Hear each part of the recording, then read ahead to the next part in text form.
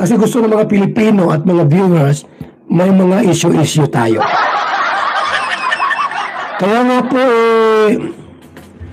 dapat po ang reactor marunong mag-balance.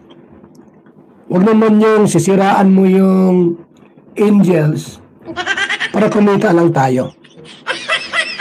Huwag naman pong ganon na sisiraan mo yung Kalingap Angels para kumita lang. Bayad daw. Bayad daw, ha? Bayad pala si Fran. Pero binawi ko kasi nag-cut si Alvin. Papabang may bayot yan. Yan ay tunay na lalaki. O, di tunay na lalaki. O, maganda. Tanong ni Papa Val sa inyo. Tuloy na ba ang Franjoy? Dahil may nag-react. Papa Val, hindi naman bakla si Fran. Sige. Di pala di mabuti. Kung hindi bakla. Kasi alam nyo, ang binabae, ang bayot, hindi pwedeng i-partner sa isang tunay na babae. Hindi pwede po. Magkakagulo ang buong Pilipinas kapag gayon na i-partner mo ang bayot sa isang tunay na babae. Hindi pwede. Sinabi ni Alvin sa akin, nag-text,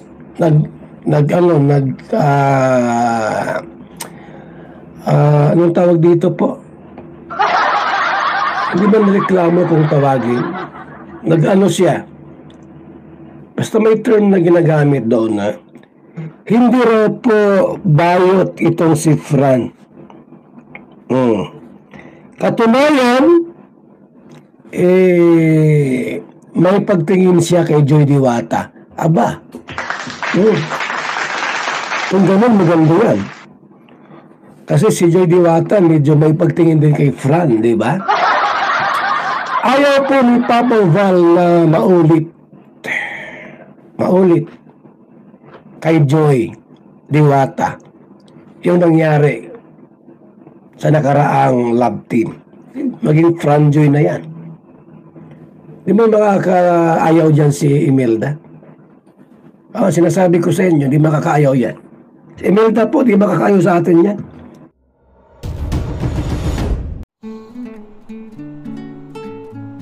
Ang sarap talaga mabuhay. Ang sarap maging gwapo. Welcome back again sa ating YouTube channel. Direk Noelsa, ang Adonis ng Kalingap. Alam nyo, sa totoo lang mga Kalingap, mga ka-Adonis, hindi ko alam kung ano ang itatapik ko ngayon. Kasi pag nanonood ako, pare-parehas lang naman ang aking nakikita. Pare-parehas lamang ang aking mga nauobserbahan. At syempre, lamang dito yung mga issue. At ilan sa mga issue na atin pong napapansin, itong patungkol sa patuloy pa rin na mga sagutan, mga awayan, mga parinigan, lalo na dito po sa Joy Natics o doon sa mga taga-suporta ni Joy na nahati daw dahil mayroong mga nagsusulong na para magpatuloy ng love team si Joy, ng Franjoy. At yung iba naman ay nagsasabi na tama na, okay na si Joy. Susuportahan nila kahit walang love team. May mga nagsasabi din naman na bakit ngayon lamang daw nagsasalita si Nanay Imelda na hindi siya pumapayag. Bakit dati daw ay sa tingin nila ay okay naman. Ano ang mga nagiging hadlang? Kaya nga, dahil sa mga samot-saring mga usapin na ito, nagugulo ang mundo. Lalo na dun sa mga gustong magpatuloy ang love team ng Franjoy. Uulitin ko sa inyo, wala naman akong problema kung magpatuloy yung Franjoy. Kung papayag, ito pong nanay ni Joy na si Nanay Imelda. Kasi ang pinag-uusapan natin dito, una't higit sa lahat, bago yung ating mga kapritsyo, bago yung ating mga kagustuhan, unahin muna natin na intindihin yung sinasabi ni Nanay Imelda. May kanya-kanya tayong opinyon, may mga kanya-kanya tayong obserbasyon. Pero hanggat hindi sinasabi ni Nanay Imelda na magpatuloy o pumapayag na siya sa love team ng Franjoy, ay wala po tayong magagawa dyan kung hindi maghintay muna. Kaya wag na kayong magalit, wag nang ma-beast mode. Yung mga ibang grupo dyan, na hindi ko alam kung anong grupo dyan na sinasabi ni Bopil na timbaliw, no, na inaaway daw si Baby Bopil, no, yung ibang reactors na sumasalungat o kung sino man, we don't mind. Ang pinag-uusapan natin dito, yung ating pong malawak na pangunawa. Yung ating pong respeto. Kaya nga, kahit naman si Kuya Bal nagsasabi kung may tendency na hindi magpatuloy ang Franjoy, baka naman kasi ang problema ay na kay Fran. Hindi natin sa sinasabi o ginajudge natin yung tao dahil lang sabi nga ni Kuya Bal, baka daw, alam nyo na, baka paminta pagdating ng gabi. O baka naman talagang malambot, nakagaya ni Rustum Padilla. Yan ang sinasabi natin. Kasi nga, ayaw din naman natin magpatuloy yung Franjoy kapag mayroon tayong mga doubts, mga pagdududa. Kasi ayaw nating maging paulit-ulit na lang yung sasapitin ni Joy na kapag hindi nag-work out ang isang love team at ngayon pinupush natin ng Franjoy at kapag nagkaroon ng issue na naman, ano na naman ang sasabihin natin? Paano naman tayo haharap dito kay Nanay Imelda? Paano na naman tayo lalong haharap at magpapaliwanag dito kay Joy Diwata? Samantalang kung sakasakali nga na totoo na ang gusto ni Fran ay lalaki, pag nagkataon, lalabas na naman, nalugi na naman itong si Joy Diwata. So yun ang iniiwasan siguro ng ilan sa atin. At ang gusto nila, matahimik na muna ang love life ni Joy. Marami ang nagsusulong ng Franjoy. Marami din naman ang ayaw na muna, kagaya ni Nanay Imelda. Doon sa mga nagsusulong ng Franjoy, bigyan niyo ko ng matinding dahilan para ipagpatuloy, para matuloy ang Franjoy. Sige nga, papakinggan ko kayo. May kanya-kanya naman tayong opinyon na dapat nating irespeto.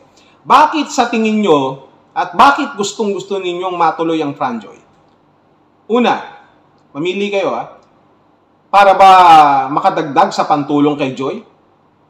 O baka naman para sa sarili ninyong kagustuhan lang, na gusto nyong lagi kayong kinikilig, na gusto nyong makikita sila na magkasama, na matutuwa kayo. Ibig sabihin, kung ganun pala ang mangyayari, self-centered kayo. Yung sarili nyo lang ang gusto nyong mapunan ang satisfaction na tinatawag. Kung talagang para kay Joy, iuulit-ulitin ko kahit doon sa nakaraan kong vlog, kung para kay Joy, ang ating pong iniisip, yung kanya pong kapakanan, maraming kaparaanan para matulungan natin si Joy. Ngayon, bakit natin isusulong ang Franjoy? Kung mayroong mga sagabal, mayroong mga hadlang, may mga hindrances, may mga obstacles, may mga objections na tinatawag. Ibig sabihin, hindi smooth, hindi klaro. At kapag hindi klaro, kailangan nating liwanagin. Bago tayo magpatuloy, kailangan munang alisin yung mga nakaharang para walang magiging problema. Para kung sakasakali na magkaroon ng problema sa hinaharap, wala tayong sisihan. Kasi nga, ang sinasang-alang-alang natin dito ay yung kalagayan ni Joy Diwata. Hindi si Fran. Kahit na lumalabas na marami ang nagsasabi na malambot daw si Fran at baka daw malaros tong Padilla, hindi naman yun ang issue. Ang issue dito, kung ano ang pinaka-priority. Yung pinaka-importante sa pagkakataon na ito, sa oras na ito. Sabi ko nga, mayroong panahon para sa Franjoy. Mayroong pagkakataon at takdang panahon. Yun ang ating iniintay. Pero hanggat hindi natin nakikita yan, huwag tayong magpumilit. Yes, we can extend our effort na gawin yung ating pong makakaya, magagawa para maisulong yan. Pero kapag patuloy at paulit-ulit na sinasabi ni Nanay Imelda na hindi pwede, then that means hindi pwede. Respeto lang lagi ang ating pong dapat pairalin. At doon sa mga nagsusulong ng Franjoy, wag na kayong mang-away ng mga reactors. Wag na kayong mang-away ng ibang tao para lamang masunod yung inyong kagustuhan.